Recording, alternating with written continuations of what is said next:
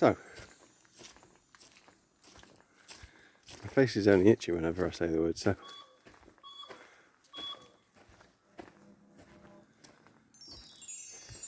So, I'm trying to film myself talking and also not trip over on a rough surface. Just because I have to talk about reason. So, in English, we use the word reason to mean like a motive or motivation. What's the reason for something happening? And occasionally we see the more historical sense, like in a maths exam, where it says, include reasonings for your answer, or give reasons. So in that case it's like explanations, but it's your motive for believing something. But in Spanish, razón means the same thing. But in the phrase tienes razón, it translates as you're correct. Because you have the reasoning, you have the explanation clearest. And so when you think about what the expression reasoned debate means, I think in most people's mind a reasoned debate would just be like some of the best work of Russell Brand, for example, where he's choosing to debate somebody with very different opinions to himself, but able to discuss it in a way where neither is being aggressive or trying to get the win. And in modern politics, this is the biggest problem with the left-right bipolar politic, that a debate has to be won, and so the person who's the best debater will win regardless of how good the reason is for their viewpoint. An excellent debater would be able to pick yes or no for a question and win the argument regardless of whether they preferred the yes or no before they selected it.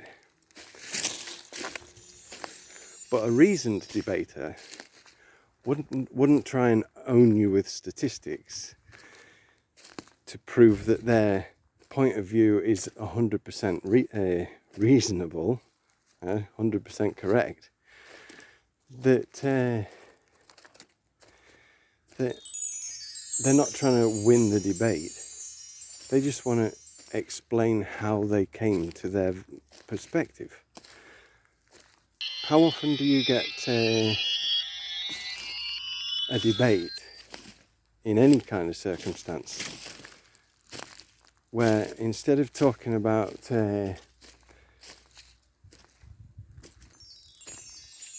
statistics of what happens when when you do this, or number-driven arguments to try and prove the objectivity of the case, if you were to give reasons for why you believe something, then you would be connecting on a human level. And for political discourse, that's the most dangerous thing you could do, because you don't want to show that you're a human. You want to show that you're a political genius. And to say I'm human is to say I'm fallible.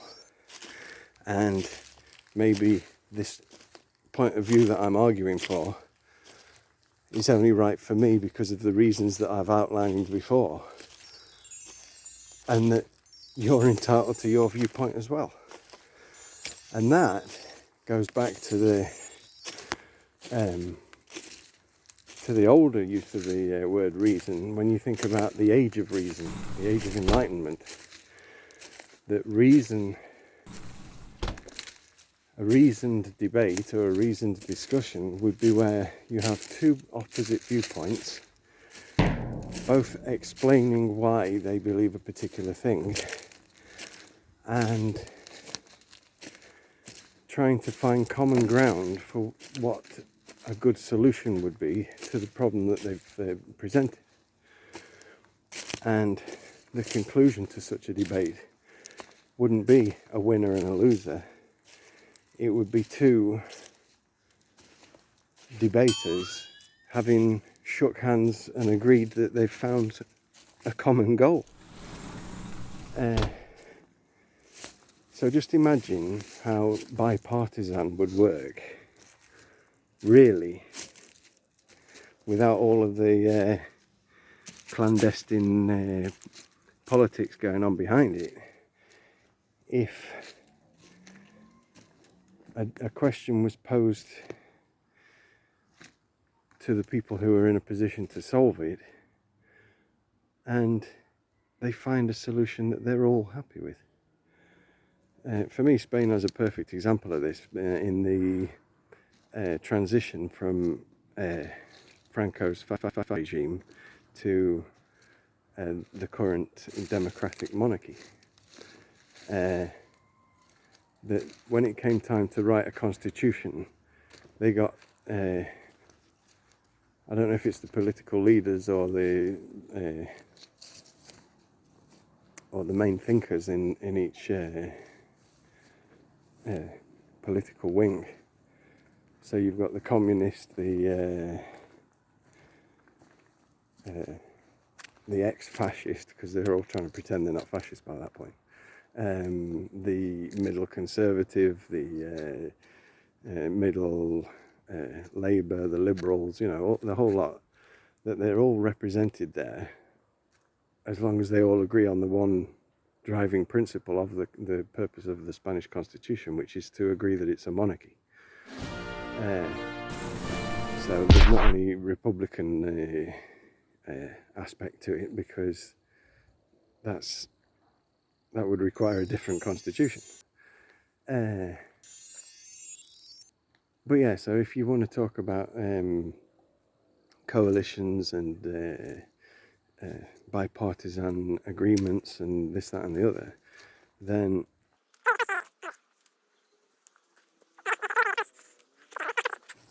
to me the Spanish Constitution, not as a document, but as the result of a team of different types of people all putting their differences aside to agree what's best for the whole group, i.e. all of the people of the country that the Constitution will serve to protect.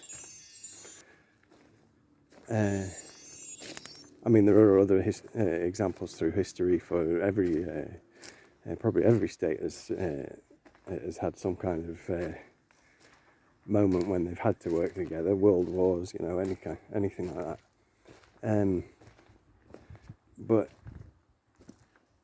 the purpose of this short video, or maybe a little bit longer now than I was expecting, is a call to reason. All around the world, we're getting more and more polarized and pushed into leftist and rightist and communists and fascists, and if you're not on my team, you must be the enemy. And what we should be doing is saying, well, I identify as what, but now I'd rather talk about why. Because this is the thing I don't know about any of these people, left or right. Ben Shapiro on the right, the serfs on the left, or Sam Saber.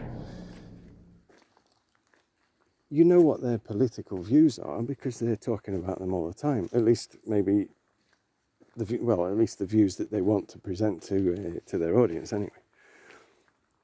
But how often do you ever hear them talking about why they believe that? What happened to them in their life that made them think a particular way? do they even know for themselves?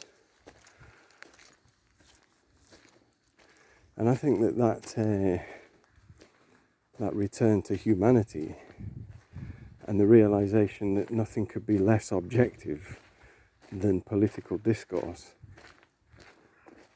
that the goal is to create a society where everybody wins, and get rid of this idea I talked about in the democracy video of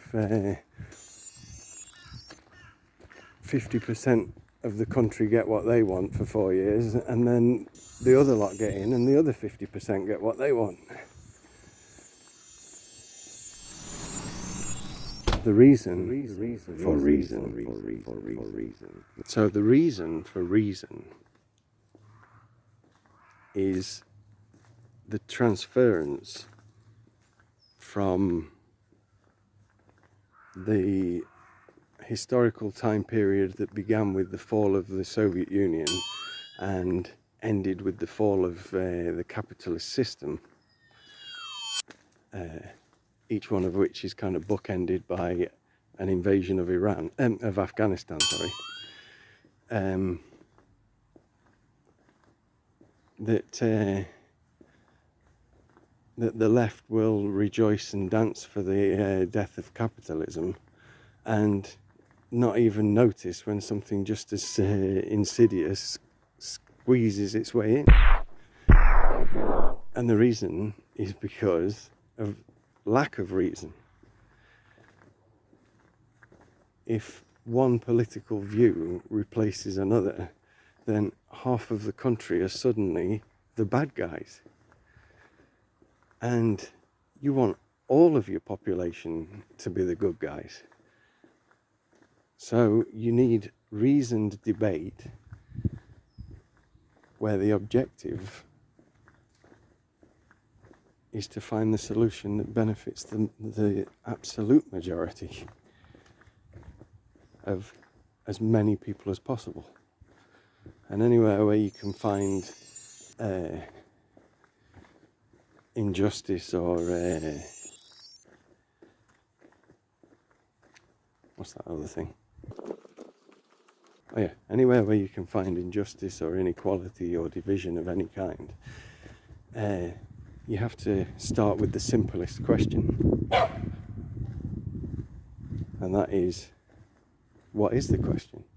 Because even the wording of the question affects the expectations of whether this is something, a hill to stick your flag or die on for one particular state of mind.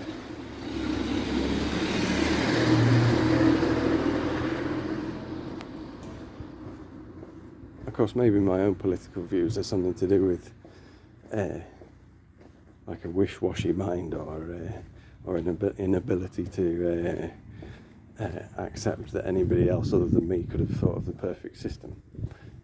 But my suggestion isn't to say that I have the perfect system, it's only that I know how the perfect system could come about if others were prepared to put it into action.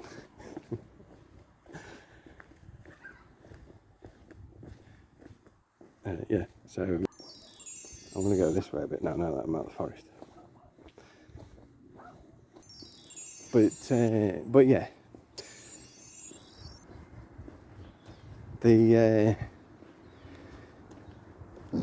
everybody is getting more and more polarized, just at the point in history where we need to be more and more united. And while it might be impossible to expect totally opposite viewpoints from agreeing on anything, maybe when you start digging to the root of a question, you start to notice that people aren't as rigidly fixed to one idea as even they themselves might think. That the reasoned debate that we've talked about earlier can convince anybody if their life story is similar to the life story they're hearing. So if I have no opinion on one particular subject, and I'm not going to give an example in this case because I do have opinions about every subject. Let's say it's something completely new then. So some whole new problem has occurred, and the question is, should we as a nation do X or Y? And I have no opinion on this particular subject, or I have no idea. I've got no previous experience or previous knowledge. So I hear a reasoned debate, and even though politically I might agree with one or the other more, let's say it's two politicians, one from one wing and the other from the other wing, and I identify as one particular wing, which I'm not going to tell you. You have to keep watching to find out. Although I kind of hinted at it before.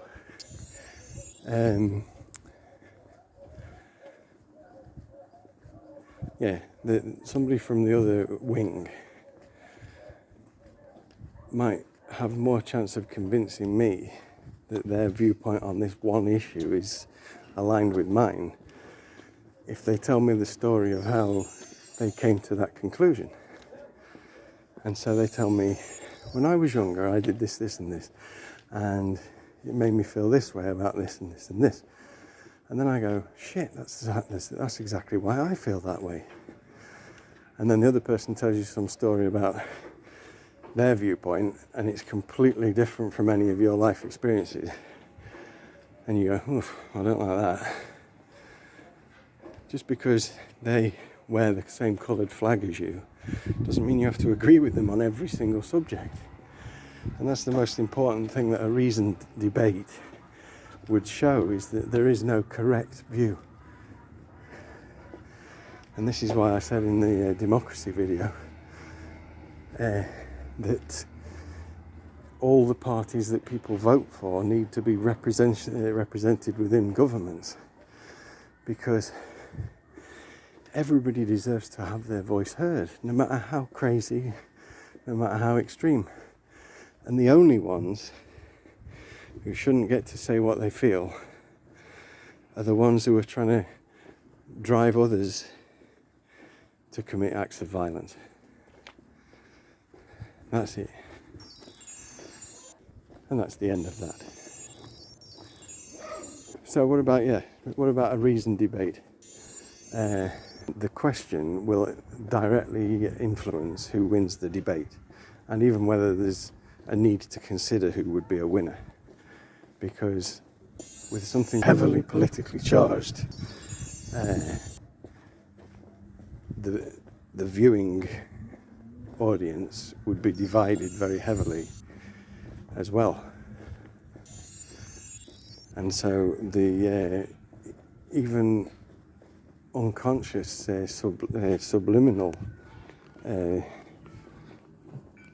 views of the person asking the question might affect who's more likely to win the debate. That they could quite quickly find things that they had common ground on, and they could talk about those, and they would focus on talking about the things that they both share a view on, because that's what humans who are looking for a reasoned debate do all the time. But people who are looking for an argument, I'd like to have an argument, please. will deliberately suggest inflammatory ideas to provoke the other debater and make them look like the one with less reason. But in a reasoned debate, if you've been told to say a particular thing that about a subject that you don't understand, then when they say, now why do you believe that? That's it, you're empty. You've immediately lost your debate. because you go, oh, I don't believe that, that's just what they told me to say, then what politician could survive that level of honesty? I think I've rambled on enough about this subject, and I don't want to show you where I live. Bye bye.